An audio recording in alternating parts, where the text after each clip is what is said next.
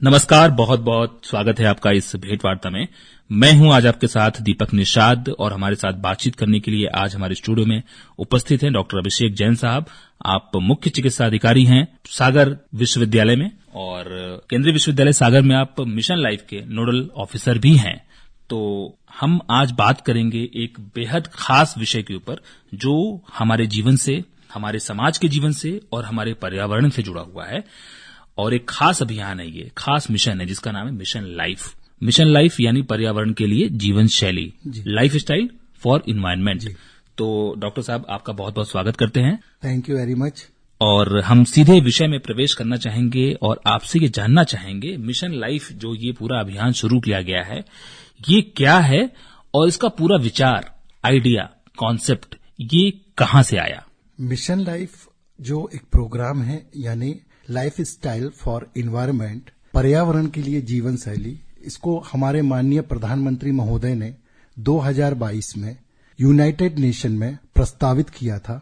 साथ ही साथ यह प्रोग्राम हमारे वेदों पर आधारित है जिसमें जल, भूमि, वायु, अग्नि, आकाश को सुरक्षित रखने के लिए है, जिनमें हम इन चीजों को देवता तुल्य मानते थे। ये प्रोग्राम बेहद अहम है क्योंकि जिस तरह पहले त्रेता युग, द्वापर युग, सतयुग और कलयुग कहते थे, आज हम जिस युग में रह रहे हैं वो टोटली डिजिटल युग है। और इस पर्यावरण को बचाने के लिए सामान्य रूप से अकेला व्यक्ति भी काम कर सकता है, समाज भी काम कर सकता है, एक देश भी काम कर सकता है और साथ ही साथ पूरी दुनिया भी काम कर सकती है, इसलिए मिशन लाइफ है। डॉक्टर साहब, आपने कहा कि व्यक्ति के साथ साथ वैश्विक रूप से पूरी दुनिया भी काम कर सकती है, तो यहां पर हम ये समझना चाहेंगे मिशन लाइफ में क्या पूरी दुनिया हमारे साथ है? भारत का ये प्रस्ताव है, भारत का ये अभियान है, भारत की तरफ से ये पहल इनिशिएटिव है? जी, आपका बिल्कुल सवाल सही है। जिस तरह भारत ने अंतर्राष्ट्रीय योग दिवस को पूरे विश्व में एक साथ जो 21 जून को मनाए जाने लगा, यूनाइटेड नेशन में प्रस्तावित किया था, इसी तरह कुछ वर्ष पहले इंटरनेशनल ईयर ऑफ मिलेट्स को बढ़ावा देने के लिए, मिलेट्स के फायदों को भी भारत ने वैश्विक रूप से ग्लोबल पहचान दिलाने के लिए ये प्रोग्राम लिया। वैसे ही इस प्रोग्राम में पूरी दुनिया हमारे साथ है। बहुत अच्छी बात है कि भारत की ये पहल है और पूरी दुनिया कंधे से कंधा मिला के भारत के साथ खड़ी है, क्योंकि पर्यावरण सबके सामूहिक चिंतन का एक केंद्र है, विषय है और पर्यावरण से अलग रह के मानव सभ्यता की कल्पना भी नहीं की जा सकती है। बिल्कुल सही। और पर्यावरण सिर्फ एक देश, एक व्यक्ति की जिम्मेदारी नहीं है, ये सामूहिक रूप से पूरे विश्व की जिम्मेदारी है। डॉक्टर साहब, आगे बढ़ना चाहेंगे। हम ये जानना चाहेंगे कि इस पूरे अभियान को, पूरे मिशन को जमीन पे उतारने के लिए एक व्यक्तिगत स्तर पे और वैश्विक स्तर पे किस तरीके का प्रयास किया जा रहा है, किया जा सकता है? देखिए, जैसा कि मैंने आपको बताया कि ये पूरी अवधारणा हमारे वेदों पर भी आधारित है, क्योंकि हमारे यहाँ कुछ श्लोक संस्कृत में हैं, जैसे कि एक वसुधैव कुटुंबकम, हम पूरे विश्व को एक वसुधा, एक परिवार मानते हैं। दूसरा है माता भूमि पुत्रो हम पृथिव्या, मतलब भूमि हमारी माता है और हम उसके पुत्र हैं। और तीसरा है प्रकृति रक्षिता, यानी हम प्रकृति की रक्षा करेंगे तो प्रकृति स्वयं हमारी रक्षा करेगी। इस तरह ये प्रोग्राम एक व्यक्ति के साथ साथ पूरी दुनिया को जोड़ने का प्रोग्राम है। जिस तरीके से हम जोड़ेंगे, जिस तरीके से हम पर्यावरण को सहेजेंगे, संरक्षित रखेंगे, हम उतने ही आगे वाली पीढ़ियों को स्वच्छ पर्यावरण दे सकेंगे और प्रदूषण रहित माहौल दे सकेंगे। जी, बहुत बढ़िया बात आपने बताई कि ये कोई नई बात नहीं है, बल्कि इसके सूत्र, इसकी जो जड़ है वो हमारे भारतीय संस्कृति में भी मौजूद है और भारतीय संस्कृति पे आधारित ये पूरा अभियान है। कुछ थीम भी इसके अंतर्गत हैं और कुछ काम भी हैं जो एक व्यक्ति के रूप में हमें करने हैं। तो वो थीम और काम क्या है जो मिशन लाइफ के अंतर्गत एक व्यक्ति से अपेक्षित है? बिल्कुल, आपका बेहतरीन सवाल है और मैं आपके सुनने वालों से आकाशवाणी चैनल के माध्यम से आग्रह करूंगा कि इन 7 थीम जो 7 इसके मुख्य अवयव हैं उस पर काम करें। 7 अवयव के अंदर कुछ काम दिए हुए हैं जो इंडिविजुअली रूप पे, जो आप एक व्यक्ति के रूप में कर सकते हैं। आप चाहें तो उसके लिए क्लब भी बना सकते हैं, आप चाहें तो उसको गांव के स्तर पे, तहसील के स्तर पे, जिला के स्तर पे, प्रदेश के स्तर में सामूहिक जनभागिता में कर सकते हैं। 7 थीम में से 2 थीम है रिड्यूस, यानी हमें कम करना है, एक सामान्य कचरा को और दूसरा करना है हमें जो इलेक्ट्रॉनिक वेस्ट, जो अभी मैंने कहा था कि हम डिजिटल युग में रह रहे हैं। ये 2 काम आपको करने हैं। कम करने के लिए 2 चीजों को आपको बचाना है, पानी और ऊर्जा। इसमें पानी को बचाने के कई तरीके हैं जो आप बहुत अच्छे से कर सकते हैं। पानी को सहेज सकते हैं, वर्षा का जल संचित कर सकते हैं।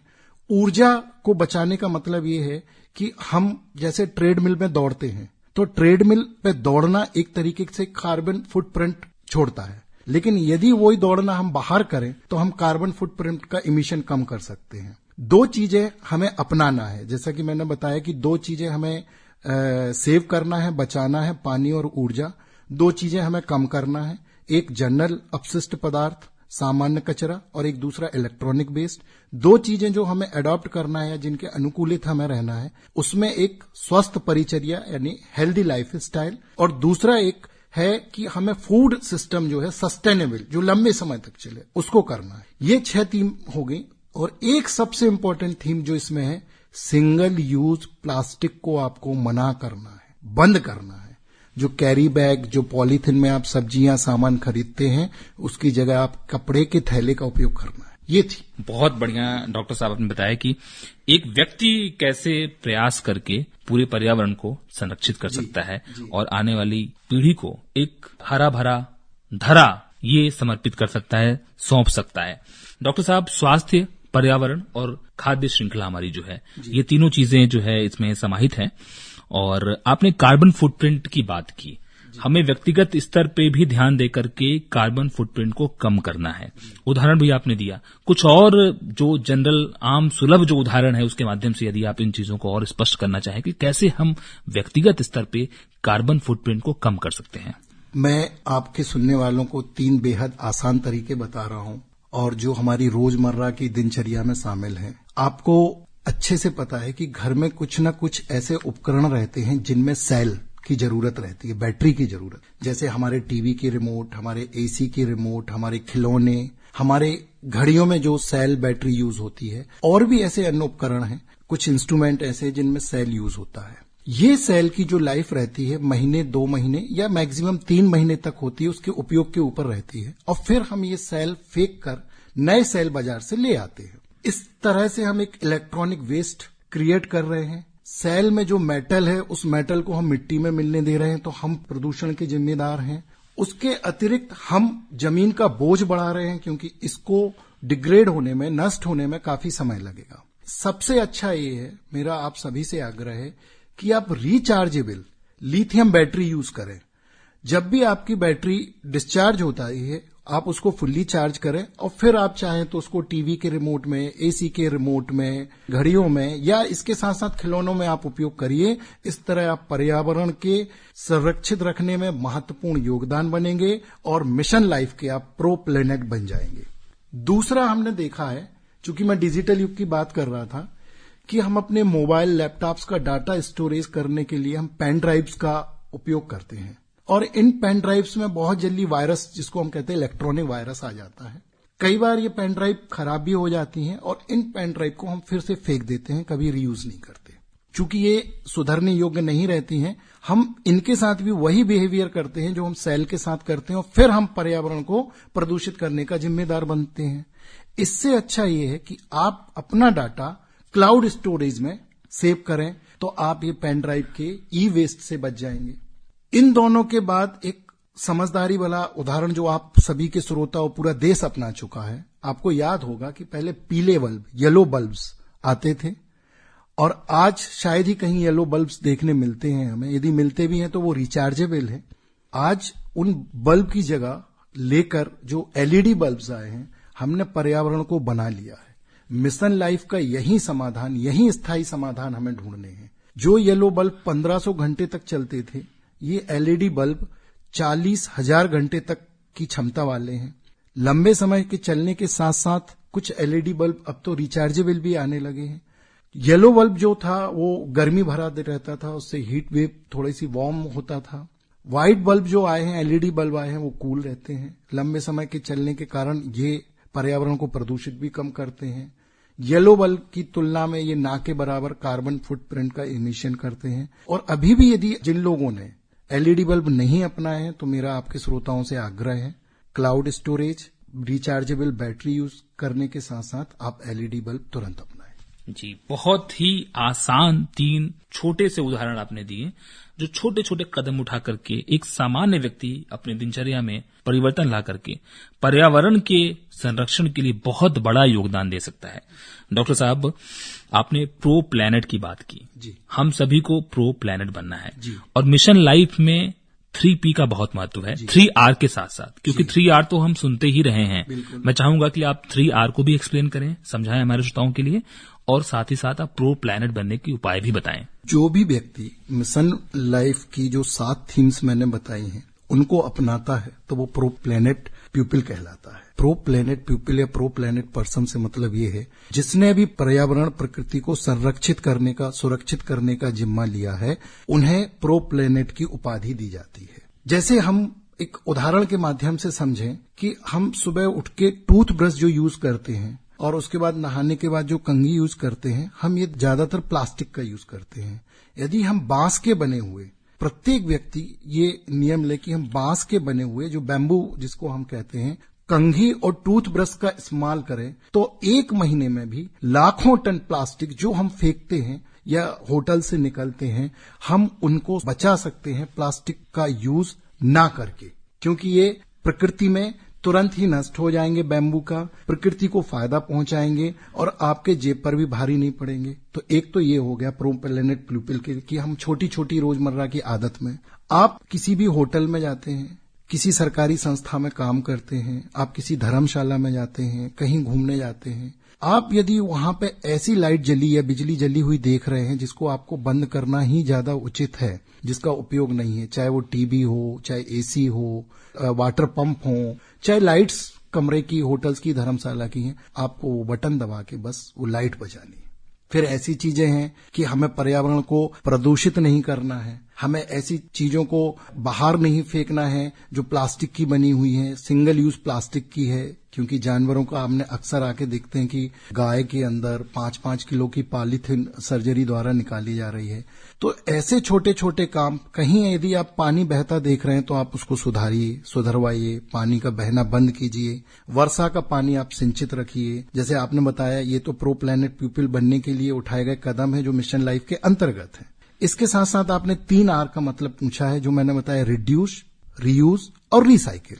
जो जो चीजें आप रिड्यूस कर सकते हैं, जैसे मैंने आपको बताया कि आप बैटरी फेंकना बंद करके रिचार्जेबल बैटरी यूज कीजिए, तो आप रिड्यूस कर रहे हैं। आप LED बल्ब का इस्तेमाल कीजिए जो लंबे समय तक चलता है, तो येलो बल्ब जो ज्यादा हो रहे हैं तो आप उसको रिड्यूस कर रहे हैं। आप पेन ड्राइव्स जो ई वेस्ट में अल्टीमेटली कन्वर्ट हो जाएंगे, आप क्लाउड स्टोर में करते हैं, तो आप रिड्यूस कर रहे हैं। तो ये रिड्यूस हो गया। अब रीयूज की बात आती है। हम प्लास्टिक की एक पन्नी में सब्जी लेते हैं और अगले दिन ही उसको फेंक देते हैं। यदि हम ऐसी चीज रखें कि या तो हम उसी को रीयूज करते रहें, या कपड़े के थैले से बने बैग, जूट के बैग हम ले जाएं, वो रीयूजेबल रहते हैं। ऐसी चीजें अपनाएं जो रीयूजेबल है। लिथियम का भी हमने बैटरी का दिया, रीयूजेबल है। और फिर रिसाइकिल, जैसे आपने अक्सर देखा होगा, हर घर में लगभग पत्रिकाएं, पेपर्स, किताबें, बुक्स, ये सारी चीजें रहती हैं। आप इनको रिसाइकिल करने के लिए दीजिए। आप घर में जो आपका खाना बन रहा है, खाने बनने में जो फल फ्रूट के छिलके या बीज वगैरह निकल रहे हैं, उनको रिसाइकिल करिए। आप रिसाइकिल करिए, आप उनसे क्या करें, जैविक खाद बनाइए। आप घर में खाद बनाइए और उस खाद को जमीन में कहीं भी फेंक दीजिए। ये 3P और 3R मिलके आपको प्रो प्लैनेट पीपल बनाएंगे और मिशन लाइफ में आपका पर्यावरण बचाने में सहयोग करेंगे। जी डॉक्टर साहब, बहुत ही विस्तार से आपने 3P और 3R को समझाया। आखिरी में आपसे हम जानना चाहेंगे कि संपूर्ण योजना के क्रियान्वयन के लिए व्यक्तिगत स्तर के साथ साथ सामुदायिक या शासकीय स्तर पर भी बहुत प्रयास किए जा रहे हैं। व्यक्तिगत प्रयास क्या हैं और क्या किए जा सकते हैं, इसके बारे में आपने बहुत विस्तार से बताया। शासकीय तौर पे इसके बारे में क्या किया जा रहा है, कैसे और सारी योजनाएं इंटीग्रेट होकर के, समन्वित होकर के, एकीकृत होकर के इसका सहयोग कर रही हैं। देखिए, मिशन लाइफ एक अप्रोच की तरह काम किया जा रहा है। इसमें हर चीज को इंटीग्रेट किया जा रहा है। भारत सरकार की ऐसी कई योजनाएं हैं जो मिशन लाइफ को सपोर्ट करती हैं। उनमें से एक योजना का नाम है स्वच्छ सागर सुरक्षित सागर, यानी भारत में जितने भी समुद्र तट है उसको भारत सरकार ने सफाई का जिम्मा लिया है, जिसमें हमें भी सामुदायिक सहभागिता देनी है। इसी के अंतर्गत स्वच्छ भारत अभियान जो विगत कई वर्षों से जो स्वच्छता ही सेवा 4.0 चौथे चरण का प्रोग्राम अभी विगत वर्ष ही समाप्त हुआ है, उसमें भी भारत सरकार द्वारा शौचालयों का निर्माण किया गया है। इसके साथ साथ खुले में शौच को प्रतिबंधित किया गया है। ये स्वच्छता की एक कदम भी मिशन लाइफ की ओर ले जाता है। फिर एक भारत सरकार की योजना है उज्ज्वला योजना, जिसमें एलपीजी से युक्त सिलेंडर्स दिए जा रहे हैं, सब्सिडी दी जा रही है। ये भी कोयले के उपयोग को कम करने के उपायों में लिया जा रहा है, जिससे कि लोगों को कोयला या लकड़ी ना जलाना हो, जिससे वातावरण प्रदूषित ना हो, कार्बन एमिशन कम हो। तो ये 3 महत्वपूर्ण प्रयास भारत सरकार ने किए हुए हैं। इसके साथ साथ ही एक सूरज एक ग्रिड एक ऊर्जा के तहत भारत सरकार का ऊर्जा मंत्रालय भी काम कर रहा है, जिसमें पवन चक्की की ऊर्जा का उपयोग करना, सोलर ऊर्जा का उपयोग करना आदि सम्मिलित है। जी डॉक्टर साहब, बहुत सारी योजनाएं इसके साथ जुड़ी हुई हैं और लक्ष्य एक ही है। जी। अब हम आखिरी में बस आपसे मिशन लाइफ के लक्ष्य को संक्षेप में समझते हुए ये जानना चाहेंगे कि मनुष्य की आवश्यकता इतनी ज्यादा कैसे हो गई है कि पर्यावरण के ऊपर खतरा पैदा हो गया है। जी। क्योंकि जब तक हम पर्यावरण का संरक्षण नहीं करेंगे तब तक हमारा संरक्षण, हमारा पोषण नहीं हो सकता है। एक छोटी सी बात है, इसको समझने की जरूरत है। क्या करना है और क्या कर रहे हैं कि बीच का जो गैप है, अंतर है, क्यों बढ़ गया है? महात्मा गांधी जी ने कहा है कि हम क्या कर रहे हैं और क्या कर सकते हैं के अंतर को यदि समझ लिया जाए तो हम दुनिया की बहुत सारी समस्याओं से मुक्ति पा सकते हैं। जैसे हम कर क्या रहे हैं, हम सेल बैटरी का यूज कर रहे हैं।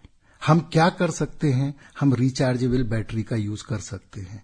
तो सबसे पहले तो हमें मिशन लाइफ के अंतर्गत पर्यावरण को बचाने के लिए कुछ करने की जरूरत है, भले ही वो छोटा काम ही क्यों ना हो। इसके साथ ही राष्ट्रपिता महात्मा गांधी जी ने कहा था, पृथ्वी ने हमें अपनी जरूरतों के लिए सारे संसाधन पर्याप्त मात्रा में दिए हैं, लेकिन ये संसाधन लालच के लिए नहीं है।